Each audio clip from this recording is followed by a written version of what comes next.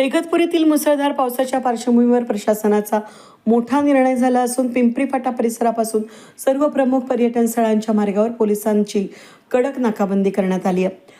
पुढील आदेश येईपर्यंत कोणत्याही पर्यटकाला पर्यटनस्थळी प्रवेश मिळणार नाही। ढगफुटी सदृश परिस्थिती आणि दरड कोसळण्याच्या धोक्यामुळे प्रतिबंधात्मक उपाय करण्यात आले आहे। धबधबे, धरणे, किल्ले आणि इतर पर्यटन स्थळे 48 तासांसाठी बंद ठेवण्यात आली आहेत।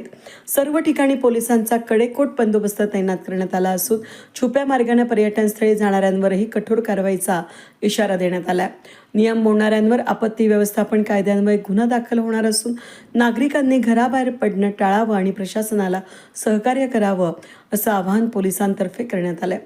पोलीस निरीक्षक घनश्याम बळप यांचं पर्यटकांना त्यांनी हे आवाहन केलं आहे। कोणत्याही पर्यटन स्थळावर जाऊ दिलं जाणार नाही याचा आढावा घेत पोलीस निरीक्षक घनश्याम बळप यांच्याशी संवाद साधलाय आमचे प्रतिनिधी शैलेश पुरोहित यांनी। वेद न्यूजसाठी प्रतिनिधी शैलेश पुरोहित, इगतपुरी।